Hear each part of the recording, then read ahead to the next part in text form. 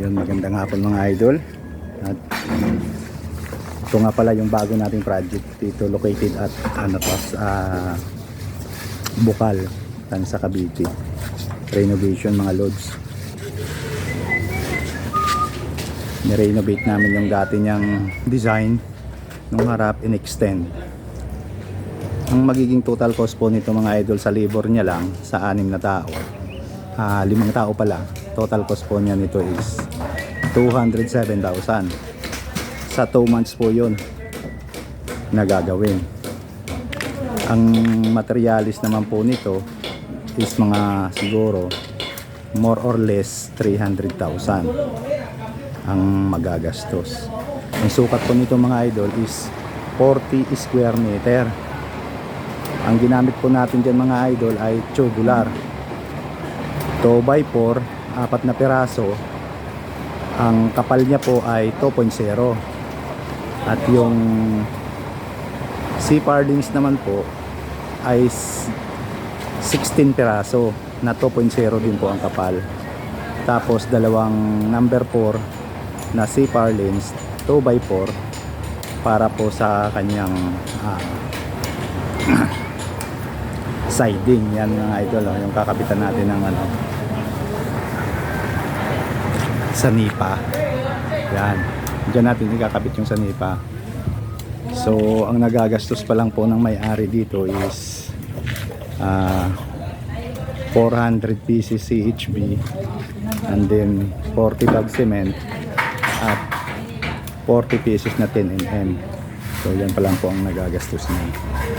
And then ito naman po, nag-start po kami mula demolish hanggang structure.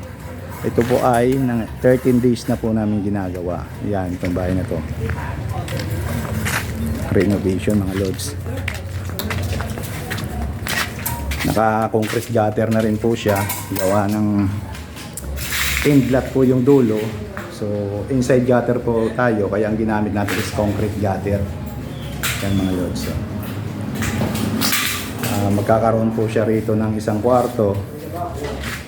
Yan, ito po ang kanyang magiging kwarto. Ito po mga tao ko mga lods, nagpa-plastering na sa loob. Yan, makikita nyo man mga nakausli pa mga idol, gawa ng yan sisinsilin pa natin, gawa ng yung dati niyang wall. Yan po yung kanyang lababo. Yan po yung design ng kanyang lababo dyan, yung dirt kitchen. Yan po, 60 cm po ang lapad. Ito po para sa lababo. At yung isa naman po ay para sa stove, gas range. Ito naman po yung kanyang kung may maghihiwain daw po, dito niya ilalapag. And din yan yung kanyang counter table. So yan pa lang po ang nagagawa namin, kasama yung mga plastering na yan mga idol, sa loob ng 13 days. Yung bukas magkakabit na kami ng yero. So inaantay na lang natin yung insulation. Mga idol, ito yung update ko sa bago kong kontratang bahay. So siguro after 2 months, ang magagastos po dito ng may-ari is 500k more or less. Mga 500,000, maaring sumobra o maaring bumaba kasi puro renovation. Ito po yung kanyang CR, i-renovation po ito. Yan. So update ko na lang kayo mga loads kung ano yung susunod na magagawa namin dito sa site na to. Ito yung aking tao, si Targa. Yan, si Targa, yung lagi kong kasama. Tapos yung isa nandun sa labas, yung aking helper.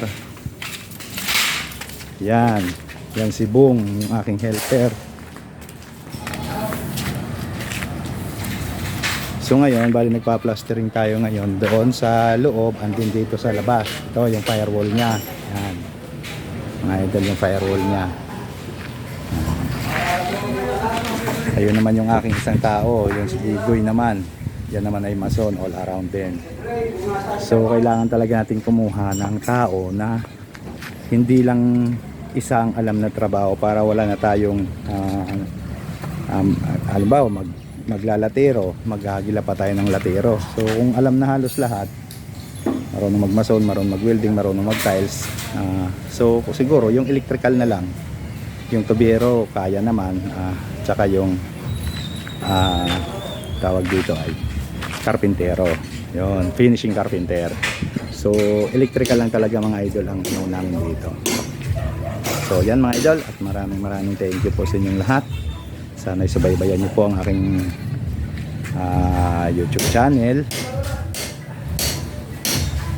Chris Pungtan po, at kami ay uuwi na. Thank you po mga lods.